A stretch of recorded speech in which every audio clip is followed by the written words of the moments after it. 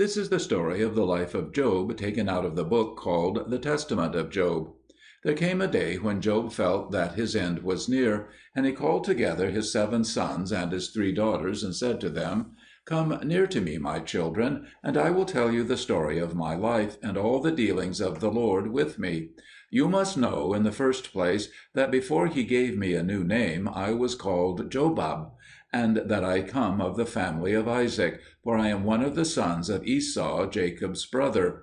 Now long ago I used to dwell hard by the temple of an idol, and every day I saw people coming and bringing offerings and burning the sacrifices before it. But as time went on, I could not believe that this idol was indeed the God who made the heavens and the earth, and the sea, and us men.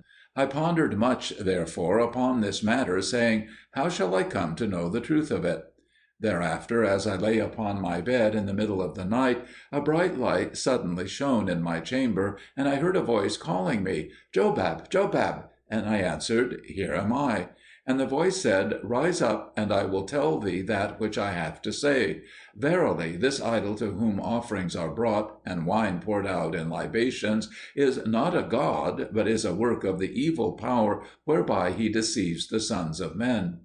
Then I bowed myself down and said, Lord, who has come to enlighten my soul? I beseech thee, give me leave to go and cleanse this place that is polluted by the enemy, so that offering shall no more be made to him. But indeed, who is there that can withstand me, seeing that I am ruler over this country?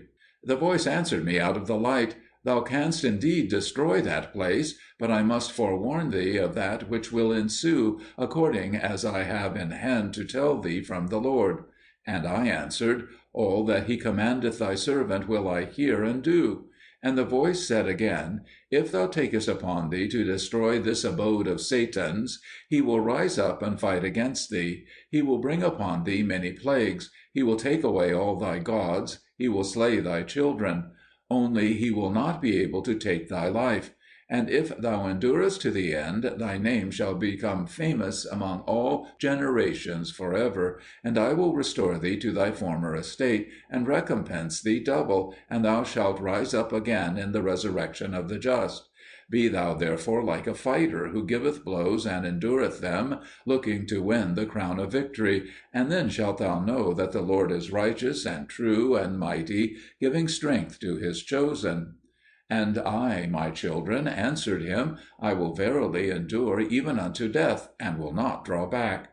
Then the angel set a mark upon my forehead, and departed from me. And in the same night I arose, and gathered to me 50 of my servants, and went and destroyed the temple of the idol, laying it even with the ground. Then I returned to my house, and commanded that the doors should be made fast. Hearken now, my children, and wonder. For as soon as I had come into my house, and had commanded the doors to be shut, and had told the keepers of the doors to say to any that came that I was not at leisure to see them, Satan came, having put on the appearance of a beggar, and said to the maid that kept the door, Tell Job that I desire to speak with him. She came to me, therefore, and I told her again, Tell him that I have no leisure to see him.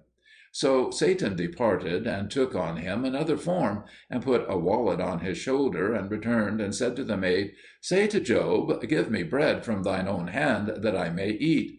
Then I took a loaf that was burnt black, and gave it to the maid to give to him, saying, Look to eat no more of my bread, for I am become a stranger to you. But the maid was ashamed to give him the burnt bread, for she knew not who he was. She took therefore a good loaf of her own, and gave it to him. But he was aware of what had happened, and said to her, Go back, unfaithful servant, and fetch me the bread that was given to you to give to me. And she wept and said, You say well that I am an unfaithful servant, for I have not done that which I was commanded. Then she brought him the burnt bread, saying, Thus says my master, You shall eat no more of my bread, for I am estranged from you. This I give you, only that you may not have it to say that I refused to give aught to my enemy when he asked of me. Satan took the bread, and sent back the maid with the message, As this bread is burnt and blackened, so will I make thy body. In 1 hour I will lay thee and thy house desolate. And I answered him, That thou doest, do quickly, for I am ready to bear whatsoever thou canst bring upon me. Then Satan went up straightway under the firmament of the heaven, and asked of the Lord authority over me and my possessions, and the Lord granted it to him, but not at that time. Now I must tell you, my children, of my manner of life, and my goods that I had before I was despoiled. I had 130,000 sheep, of which 7,000 were set apart for the clothing of the fatherless and widows and poor, and a pack of 800 dogs guarded them. I had 9,000 camels, 3,000 to traffic with the cities of the earth, which I laded with good things, and sent them out among the villages and towns, and had their loads distributed to the poor. I had also 130,000 asses, 500 of them were set apart, that their foals might be sold and the price given to the poor. Also the 4 gates of my house were always left open to this end, that if any poor man came to beg, and saw me sitting at one of the gates, he might not turn back abashed, but might go round to another of the gates and enter in and receive what he needed. Within the house also I had always 30 tables ready prepared for the entertainment of strangers, and other 12 tables appointed for the widows. None left my house with his purse empty, and whenever any came to ask help, he was constrained first of all to sit down and dine. I had 50 bakehouses, and of these 12 served the tables of the poor. And so it was that many strangers came to my house, and some of them desired to follow my way of life and minister to the poor, but they were in need of money to furnish them therefor. And to such men I freely lent the money, taking no security of them, but only a written acknowledgment. And sometimes they prospered in their merchandise, and gained money to give to the poor. But sometimes they failed, and came back to me, saying, "Have patience with us." And thereupon I would destroy the bill of their debt before them, and forgive them that which they owed me. Sometimes also there would come to me a man of a kindly heart, who would say, "I have not wherewith to help the poor, but let me wait upon them to-day at your table." And at evening, when he was departing, I used to say to him, "I know that you are a labouring man, and look to your wages." And so I paid him wages for the day, and let him go. I had also psalteries and a 10-stringed lute, and every day when the widows and the poor had dined, I would play to them and put them in mind of God, that they should praise him. And if ever my handmaidens murmured at the work they had to do, I took a psaltery and sang to them of the recompense of the reward. And they were comforted and ceased from their murmuring. As for my children, they took part every day in the ministry, and after that they gathered together in the house of their eldest brother, and feasted there. But every morning I offered up sacrifices for them, even 30 doves, 50 kids of the goats, and 12 sheep, and a choice bullock. All of these, after I had offered up prayer, I caused to be prepared for the poor, and gave to them, saying, "Take these over and above that which you have had, and pray for my children, lest they perchance have said in their hearts, 'We are the children of a wealthy father, and these goods are ours. Wherefore should we wait upon the poor, and waste our substance in this manner?' For indeed pride is an abomination unto the Lord."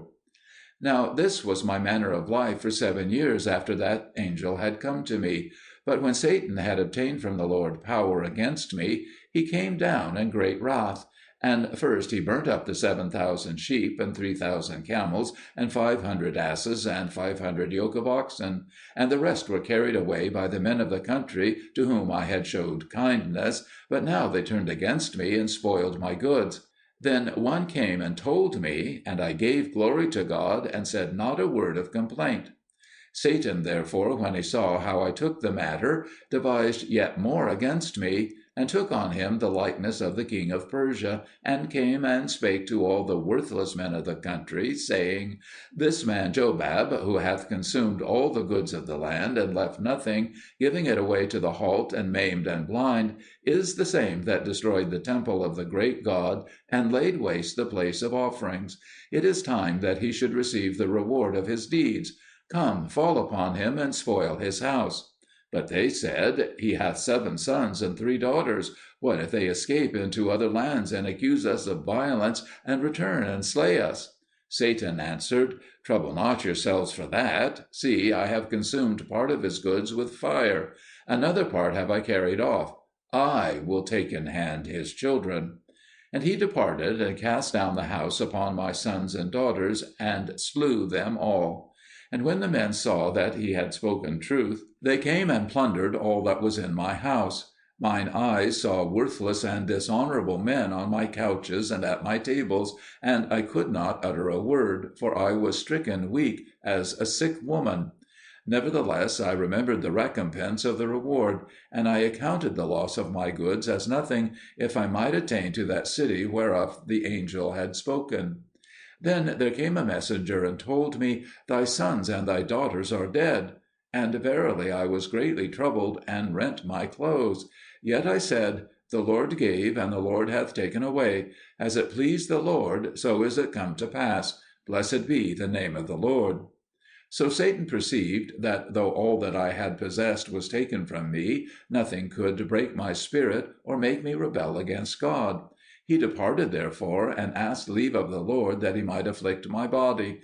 And the Lord gave him power over my body, to use it as he would, but over my life he gave him no power.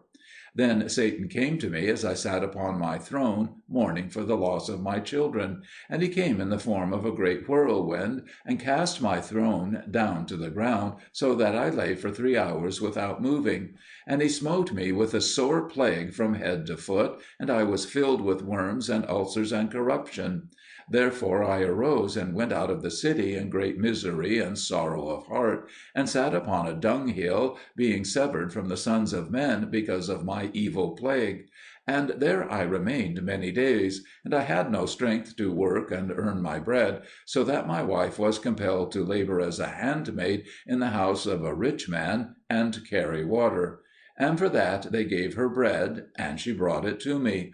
Then was I cut to the heart, and said, "Alas for the pride of the men of this place! How can they endure to treat my wife as a slave?"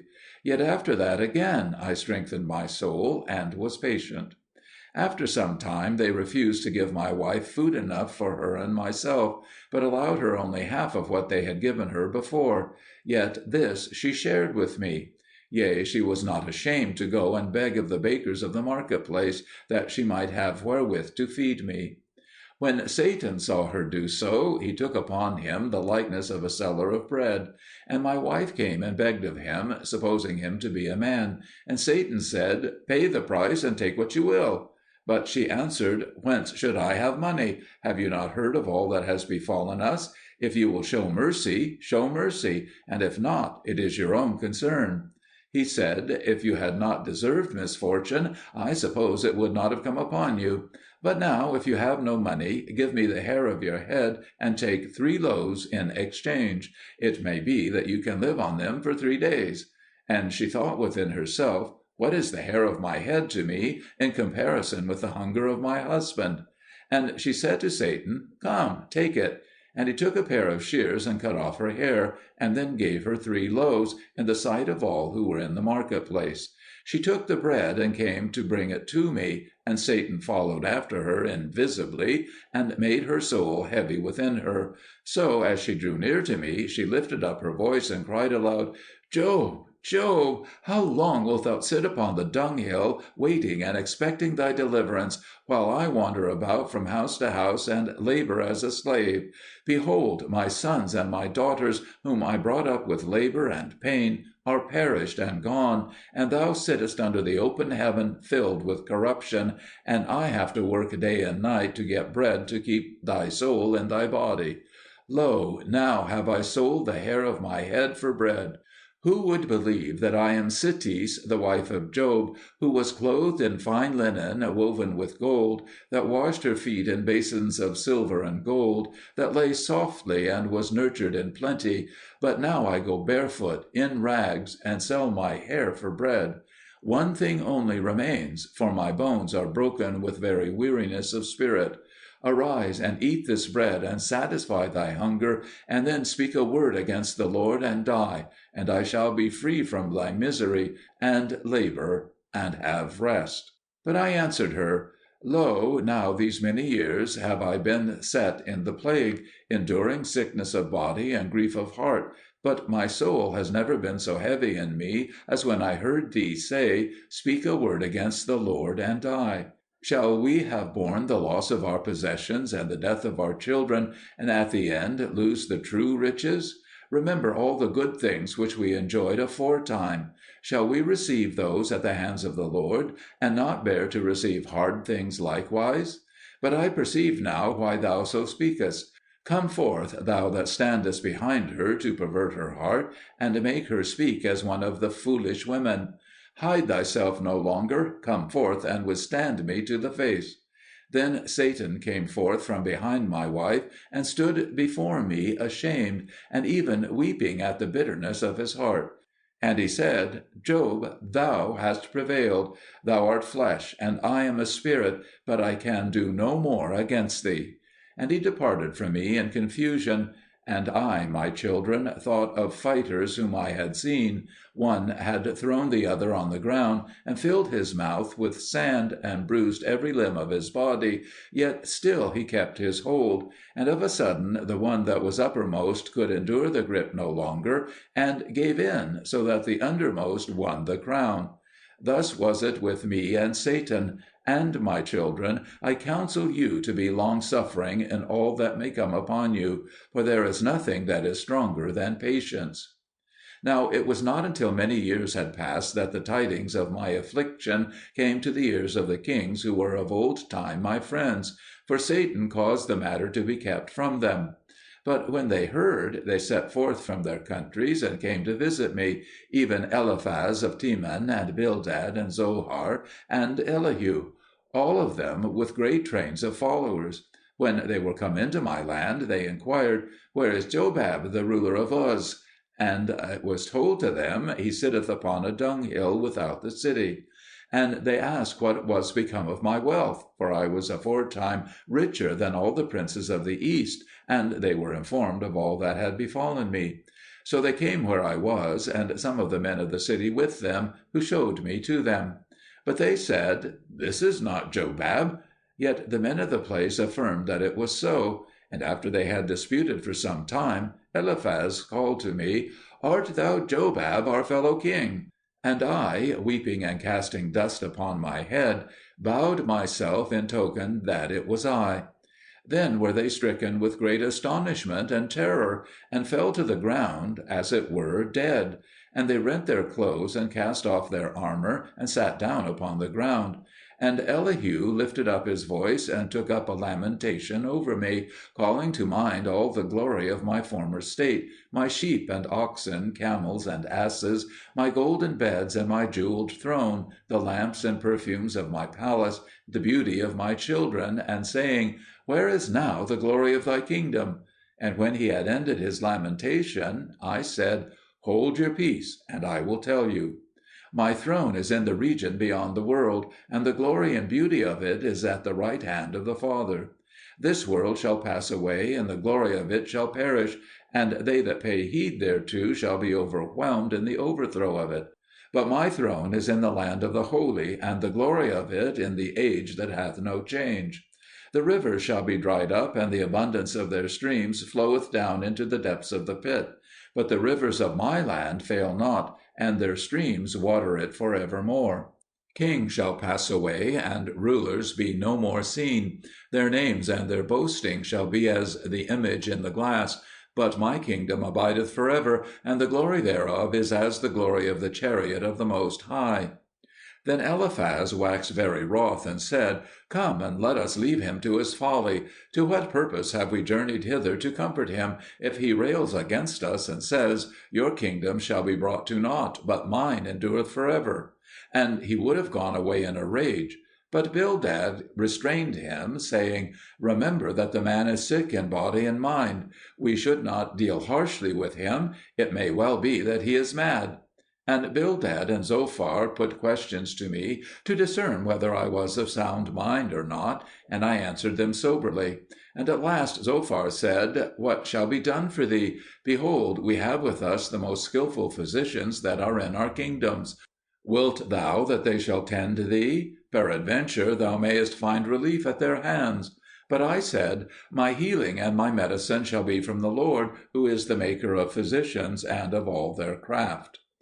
While I was yet speaking, there came to us my wife Sitis, clothed in rags, and she had escaped by stealth out of the house of her master, for he would have kept her within, fearing that the kings would call him to account for his ill usage of us.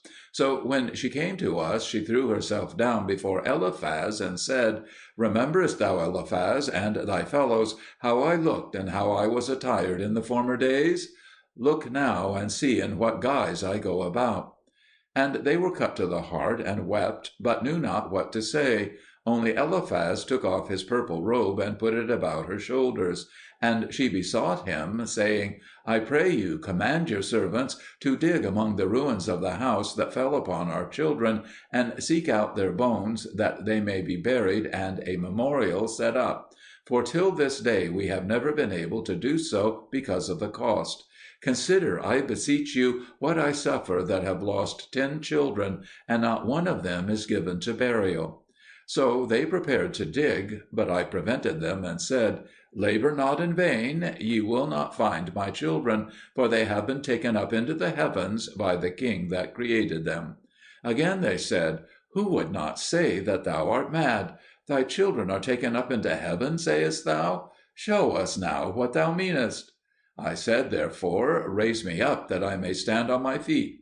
And they took each an arm and raised me, and I stood up and made supplication to the Father, and then said to them, Lift up your eyes and look towards the east. And they looked, and behold, my children crowned with glory in the heavens, and above them the glory of the Most High. Which when Sitis my wife saw, she fell upon her face and worshipped, and said, Now know I that there is remembrance of me with God. I will go down into the city and rest a little, and refresh myself, for my labours of the morrow. So she went into the city, and entered into the stable of the kine that had been hers, and had been taken from her by those that employed her. And she lay down by one of the mangers and slept, having her mind at rest, and so died. And on the morrow her master sought her, and did not find her. And at last, entering into the stable, he saw her lying dead there, and ran out and summoned men to him. And all the city came and saw her lying in the stable, and the beast standing about her, lowing and making lamentation over her. Then they carried her forth, and buried her beside the place of the house that had fallen upon her children. Now as for the words which Eliphaz and Bildad and Zophar and Elephu spoke with me, and those wherewith I answered them, are they not written in the book for your remembrance? Also ye know how that at the last the Lord came and answered me out of the whirlwind, and rebuked us; and we made atonement for that which we had said amiss. All but Elephu, for into him Satan had entered, and he had spoken evil words against me; wherefore he departed, and made no atonement for his sin.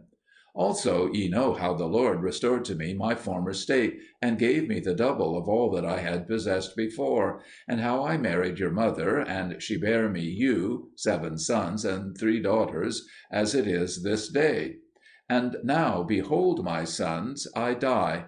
And as for you, forget ye not the Lord, do good to the poor, pass not by the helpless, take not to yourselves wives from among the heathen. Moreover, Job said, I will divide my substance among you, and each of you shall possess his portion in peace. Then Job divided his substance among his 7 sons, but to his daughters he gave none of it. And they were grieved, and said, Father, are we not also thy children? And he answered, Trouble not yourselves, for I have prepared for you an inheritance better than that of your brethren. And he called to him his eldest daughter, and gave her his signet ring, saying, Go into the treasure chamber, and bring me the 3 golden caskets which you will find there. And when she had brought them, he opened them, and took from them 3 cords, and gave one to each of his daughters. Now these cords were exceeding beautiful, of many colours, and sending forth sparks of light, as it had been rays of the sun. And he said to his daughters, Gird them about you, and keep them all the days of your life. But Kezia, the second of the daughters, said, "Father, is this that excellent inheritance which you promised to us? What is the use of these cords? Shall we be able to live by means of them?" And he answered, "Not only so, but they will bring you even into the better life. Know ye not, my children, what is the worth of these cords? These are they which the Lord gave me on the day when he had mercy on me and healed me of my sickness. For he gave them to me and said to me, 'Rise up, gird thy loins like a man, and I will inquire of thee, and thou shalt answer me.' And I put them about me, and straightway all my sores and plagues fell away from me, and my body was strengthened as if I had never been sick, and moreover I forgot all my pain and sorrow of heart. Now therefore, my children, so long as ye have these about you, the enemy can do nothing against you; no, not even to put into your minds evil thoughts. Arise then, and gird yourselves with them before I die." Then they did so, and their hearts were changed and renewed within them, so that they forgot the things of this world, and began to speak in the language of the angels, singing praises to the Lord of the heavens, and telling of the glory of that place and of the mighty works of the Father. And I, Nayhor, the brother of Job, who wrote this testament, sat by and heard them, and that which I could I wrote down in a book, to be for them that come after, that they might know somewhat of the wonders of the Lord. Now after 3 days wherein Job kept his bed, yet without pain or sickness, for no disease had power over him since the day when he put on that heavenly girdle, after 3 days, I say, he was aware of those that were coming to bear away his soul. And he arose and gave to his eldest daughter a harp, and to the second a censer, and to the third an instrument of music, that they might welcome those that were on their way. And even as they took them into their hands, they saw the chariots of light approaching, and they uttered hymns of praise and thanksgiving, each one in the language of them that dwell in the holy places. Then he that sat in the great chariot came near, and took the soul of Job, embracing it in his arms in the sight of his daughters. But no man else saw that sight. And he took it into the chariot, and departed towards the sunrising. And after 3 days we made ready the body of Job to the burial. And all the widows, and the fatherless, and the helpless came about us, crying and saying, "Woe unto us this day! Woe unto us! He that was the strength of the weak, the light of the blind, the father of the fatherless, the home of the homeless, is taken from us." And they would not that his body should be hidden out of their sight. But when we carried him to the sepulchre, his 3 daughters went before, girded with the heavenly girdles, and giving glory to God in hymns and psalms of thanksgiving. And we laid him in the tomb, as it were, sleeping a fair sleep. And verily he left after him a name that shall be famous and renowned in all generations.